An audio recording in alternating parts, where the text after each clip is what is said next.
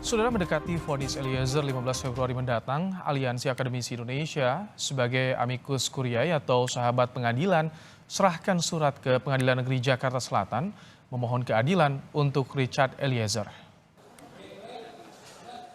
Ada beberapa poin alasan yang diajukan, diantaranya Eliezer sebagai justice collaborator telah terbuka dan berkata jujur membuka kotak Pandora kasus pembunuhan Yosua.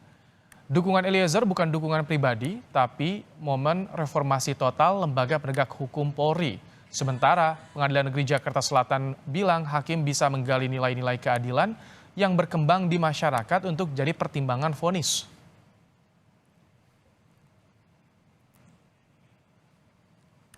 Eliezer itu adalah kita, karena Eliezer itu mencerminkan pemuda dari keluarga yang sederhana yang akan sukar sekali meraih cita-citanya, apalagi ketika kandas oleh atasannya sendiri.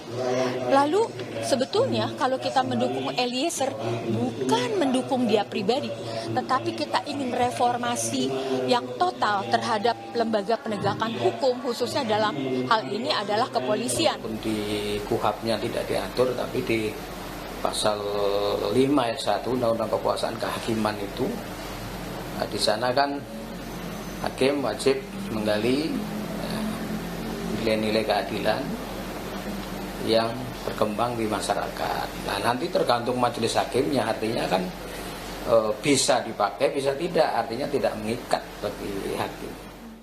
Ya, saudara, jelang vonis Eliezer 15 Februari mendatang, dukungan kepada Eliezer dari sahabat pengadilan ini terus berdatangan. Kita akan bahas bersama Aliansi Akademisi Indonesia, Prof. Sulistyo Wati Irianto yang tadi pagi menyerahkan surat permohonan keadilan untuk Richard Eliezer kepada Pengadilan Negeri Jakarta Selatan. Selamat petang, Prof. Sulis. Selamat petang, Mas Ibrahim. Baik, Prof. Jadi bisa dijelaskan dulu apa sih alasannya dari Aliansi Akademisi Indonesia menjadi amicus curiae di kasus pembunuhan berencana Yosua ini? Ya, sebenarnya ini adalah kewajiban moral ya bagi para akademisi.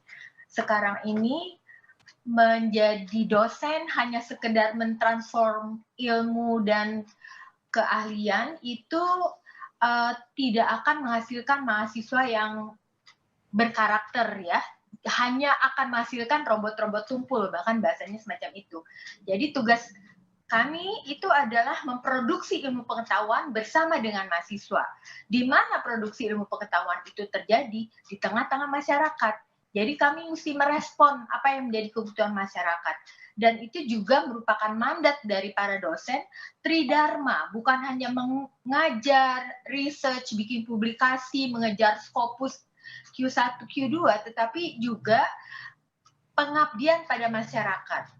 Karena kalau tidak kita menjadi berhutang kepada bangsa ini. Oke. Itu saja sebenarnya. Baik, tapi ini hanya di kasus tertentu termasuk kasus yang menjerat Richard Eliezer, atau di seluruh kasus bisa terjadi seperti ini? Atau apa yang jadi pertimbangannya dari akademisi sebetulnya? Bisa terjadi pada kasus apa saja ya, seperti kasus Ahok misalnya, itu publik bahkan ribuan banyaknya ya memberi dukungan, bahkan memberi KTP, fotokopi KTP, lalu juga kasus Prita. Dan sebenarnya memang sudah menjadi tuntutan publik, terutama setelah reformasi 98, bahwa proses-proses peradilan itu harus terbuka. Dan sekarang bagus sekali dengan digital ini, persidangan bisa dilihat transparansinya, akuntabilitasnya, semacam itu. Sampai akademisi turun langsung ke pengadilan, ini karena apa melihat kasus ini yang selama ini berjalan di persidangan? Apakah ada keresahan? Iya, karena kita melihat kasus ini masih sekali sangat bising ya sejak 6 bulan yang lalu, dan ternyata setelah prosesnya berjalan baru kami tahu ada kekejian dan hal-hal yang sangat merugikan institusi kepolisian. Kebetulan saya dulu pernah berapa puluh tahun menjadi dosen di PT IKA juga ya. Bagaimana relasi kuasa itu luar biasa besar antara seorang atasan dengan bawahannya, sehingga bawahannya itu tidak bisa mengelak dari segala perintah-perintahnya. Seharusnya kan ya institusi penegakan hukum ya itu independen ya. Meskipun di situ ada prinsip-prinsip militer, tetapi harusnya tidak sedemikian gawatnya relasi kuasa yang dibangun di dalam struktur organisasi kepolisian itu. Tapi kan ini Prof udah masuk ke ranah persidangan dan juga sudah ada pembuktian soal itu. Artinya tinggal diikuti juga proses persidangannya, Prof. Atau apa sebetulnya yang ingin Anda dorong dan juga kawan-kawan dorong? Gini ya, sekarang ini saya mengacu pada literatur. Ada seorang hakim namanya Aharon Barak mengatakan bahwa apapun sistem hukum negara-negara, kalau hari ini hakim tetap menjadi corong undang-undang, itu tidak memberikan keadilan. Karena corong undang-undang itu bisa mengacu pada undang-undang yang sudah ketinggalan zaman, padahal masyarakat itu berkembang sangat cepat, sehingga keadilan itu juga berubah. Dan sekarang hasil reformasi Indonesia 98 ya, sampai hari ini sudah memberikan ruang kepada seorang saksi pelaku untuk bisa membongkar kejahatan-kejahatan yang tak mungkin diketahui oleh publik.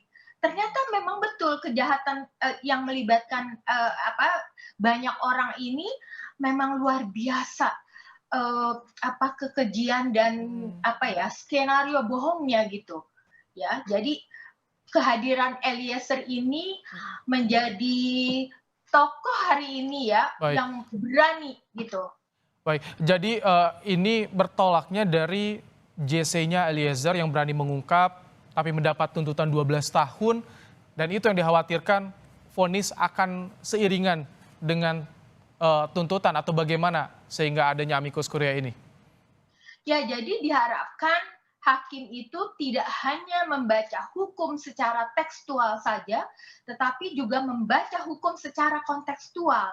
Harus melihat bagaimana situasi di luar proses-proses persidangan itu secara sosial, secara psikologis, bagaimana Eliezer itu ditempatkan. Oke, baik. Prof, tadi sebetulnya yang diserahkan ke pengadilan itu apa sih, Prof? Dan ini bukan intervensi kan ke majelis hakim bentuknya? Jadi kami menyatakan diri sebagai sahabat pengadilan. Sama sekali tidak ada urusan dengan intervensi, tetapi justru ingin menguatkan hakim bahwa kalau dia mengambil putusan yang adil, maka dia didukung oleh banyak orang termasuk para akademisi. Gitu maksudnya. Baik, sebatas dukungan agar hakim memberikan keputusan yang berkeadilan. Terima kasih Prof. Sulistiawati Irianto, Aliansi Akademisi Indonesia telah bergabung dalam program Kompas Petang sore hari ini.